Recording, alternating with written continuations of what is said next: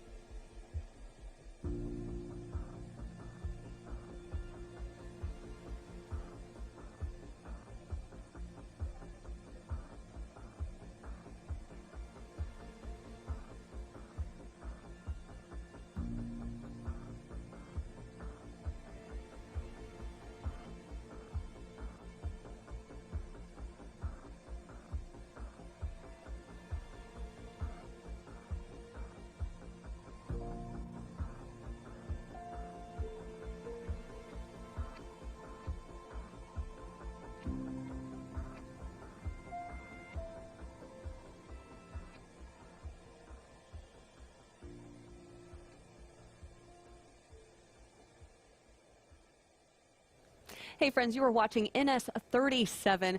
Right now, we are currently in a hole due to upper level winds, but not to worry. We get to show you exactly what our Astros have been up to over the last couple of days, and just yesterday they had an exciting adventure as they prepared for this moment where they are sitting in the capsule as we speak. So this is them, I believe, going into, the barn, right? Yeah, that is where we store our New Shepard boosters, and as you said, it has a fun name, the barn.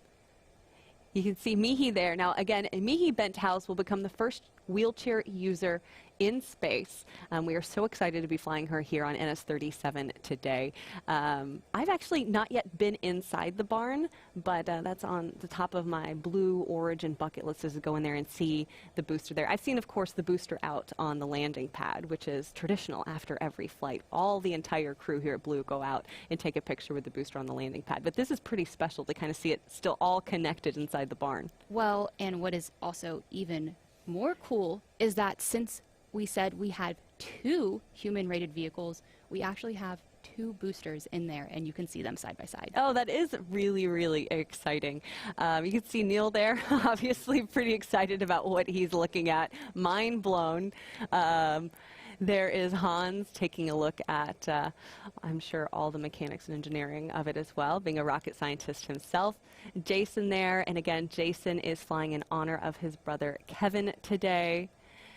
Mihi is taking a look. That is Audrey Powers. She is also one of our NS New Shepard astronauts. Pretty exciting to have her continuing to lead the New Shepard team. Joey, everyone, really getting to learn more about the science behind New Shepard. A great moment for a crew picture. And you can see behind them all of the patches that we have. Those are all the patches that these vehicles have flown. That's it. 37 is a lot. It really is. It's something that I think all of Blue is really proud of. Yeah, right now you're also kind of getting a live look at our crew out there, excited for this moment. Again, you are watching NS-37. We are currently in a hole due to upper level winds. We're going to toss it over to the rocket, get a status update, and be back with you guys shortly.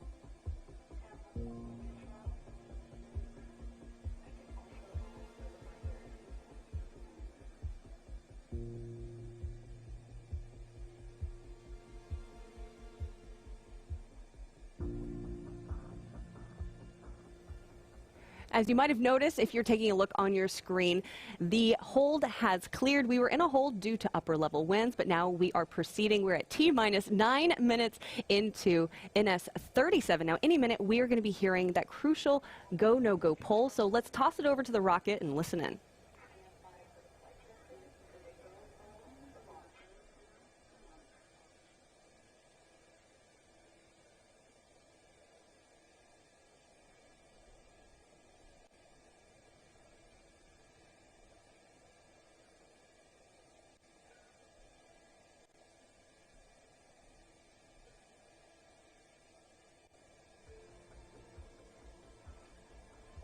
Director with the go poll for terminal count and launch. Capsule. Go. Booster. Go. Ground. Go. Inco. Go. Safety. Go. Capcom. Go. Engineering. Go. Copy all goes. New Shepard is go for launch. Booster, commence the terminal count. We'll go flight.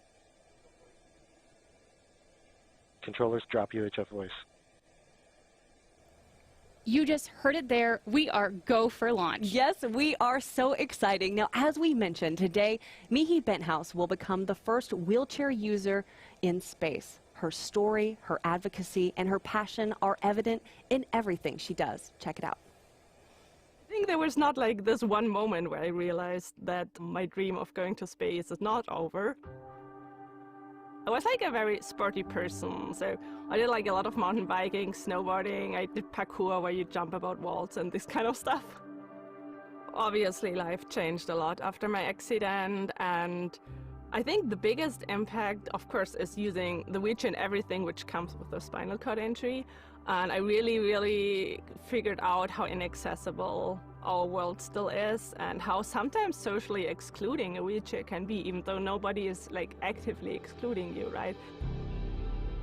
She has an inspiring part, yeah. Many people respond to her and she does things that you don't expect her doing, right?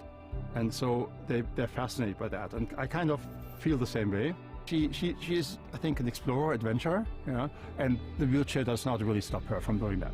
Yeah, so I met Hans the first time online, on LinkedIn. Yeah, I just asked him, like, you know, you worked for so long for SpaceX. Do you think that people like me can be astronauts? And then he reached out to Blue Origin and told me about, like, oh, Blue actually is very excited about it. And I was like, okay, I have my doubts on it, but let's see. But thankfully, it turned out we can do it. So Hans and me ending up flying as a team. I think it was about a year ago when we first did our workshop with Hans and Michi on site. We made some prototype hardware, and then we tested out the prototype hardware, and we figured out a lot of things that didn't work and a few things that did work, and really refined and practiced those. We have their business resource groups here at Blue Origin, like New Hawking, and organizations like Astra Axis have been great to come in and do workshops with us and figure out what's possible and wasn't possible. On the vehicle side, we didn't have to change anything to allow Michi to fly to space. We did implement a few things on the ground side, so some ground support equipment to allow her to both ingress and egress out of the capsule. And so a lot of our work was focused on upgrading the experience in Astronaut Village, things in our training center, and then some of the ground support equipment to get her both into the capsule and then back out of the capsule. So yeah, I feel like a little bit the responsibility of being the first wheelchair user is also to point back on Earth. Of course, if we want to be an inclusive society, we should be inclusive in every part and not only in the parts we like to be. For the future of accessible spaceflight, I really hope it's like speeding up. You know, it's like in its very early days right now, so I think we're making like a very first thing here with Blue Origin. So Michi basically inspired me to do this, yeah? And it's her drive that kind of convinced me I should do that too, and to just experience something that I've seen from the outside for a long time. This is exciting work because this is what New Shepard was designed to do, to increase the access to space so all different kinds of people can have that experience of seeing our Earth from space.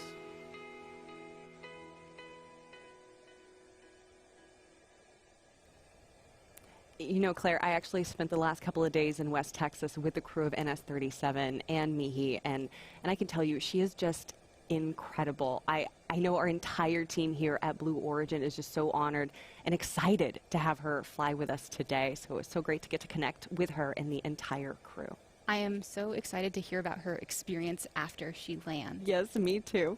Now let's take a look on your screen and let's go a little into more depth about the flight profile.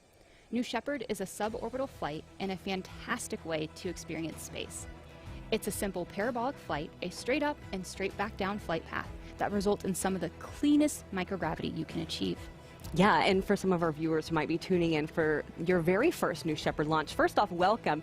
But our New Shepard rocket has a vertical takeoff and vertical landing. Now, as you're watching, you can see, obviously, the capsule and the booster go up together, and then they separate. At this moment in time, the capsule is experiencing zero-G. Our astros are looking out those big, incredible windows. And then the booster, due to its aerodynamic shape, you can see the fins coming out on this reenactment of it.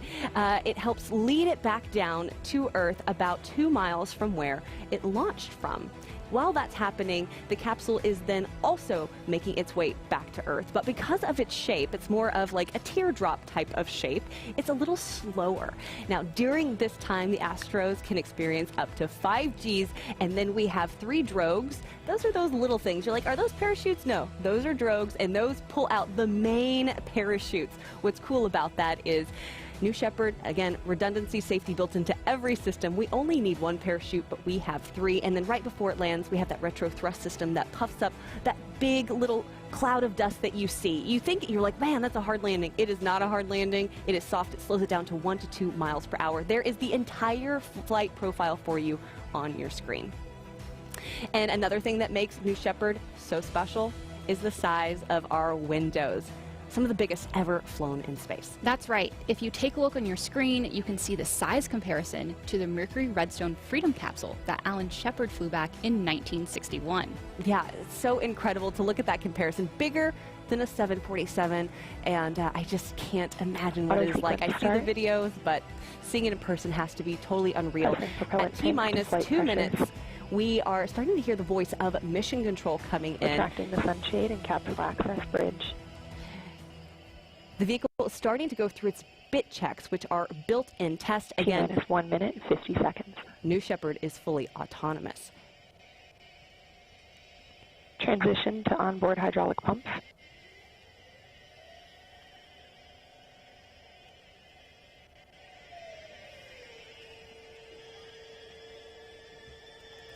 Executing aft fin and PV feed bit.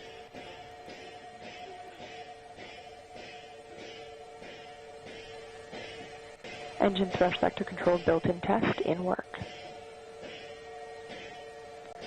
Vehicle is now on internal power.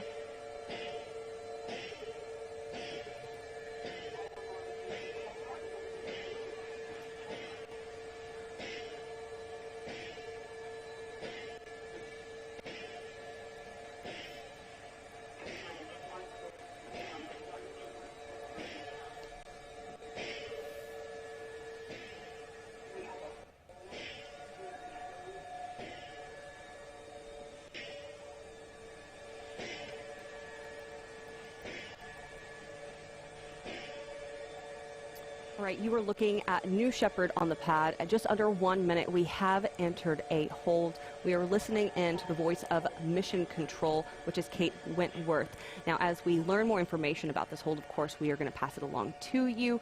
Right now, we're going to toss it over to the rocket and get more information.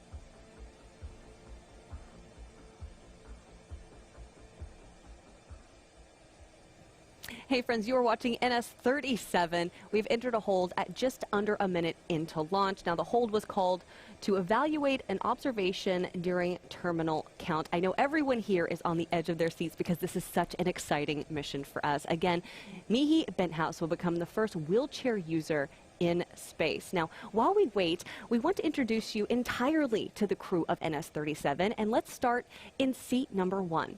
Yes, in seat number 1, we have Neil Milch, a global business executive and entrepreneur. Neil launched his career through Laundry Lux, a family-owned business. He now serves as the chair of the board of trustees at Jackson Laboratory, a nonprofit biomedical research institute, where he supports genetic research to improve human health. Growing up, watching the Gemini and Apollo programs, he adopted the Latin phrase in omnia paratus, meaning ready for anything, to guide his pursuit of science and discovery. And I got to talk to Neil, and I can tell you he is ready for anything. I know he's so excited for today. Let's talk about seat number 2. We have Mihi Benthaus. Now, Mihi is an aerospace and mechatronics engineer at the European Space Agency. She has dedicated her career to scientific collaboration for the advancement of interplanetary exploration. Back in 2018, she was involved in a mountain biking accident that resulted in a spinal cord injury, impacting her ability to walk. Undeterred, she has continued to pursue her passion for access and advocate for greater access to space. Now, Mihi actually flew aboard a zero-G research flight back in 2022 and completed an analog astronaut mission. She continues to pursue sporting activities outside of work, including wheelchair tennis. In seat number 3, we have Hans Königsmann. Hans is a German-American aerospace engineer whose career has been dedicated to advancing reusable spacecraft and launch vehicles, most notably as an early team member at SpaceX, where he spent 2 decades.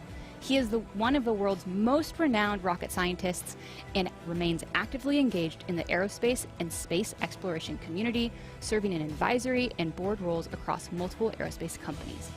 He is also a licensed pilot who built his own airplane, an avid skier, and the proud father of 2 daughters. He is excited to share his experience to inspire the next generation of space exploration. In seat number 4, we have Adonis Peroulas. Now, he is a seasoned entrepreneur, investor, and mining engineer. He is the founder and chairman of Pella Resources, co-founder of Energy Revolution Ventures, chairman of Rainbow Rare Earths, and the CEO of Chariot Limited, which are all advancing and developing innovative technologies and global opportunities in the energy transition. Now, his career and philanthropic work reflect a consistent commitment to education and the responsible and sustainable development of Earth's resources, combining technical expertise with a vision for long-term environmental and social impacts.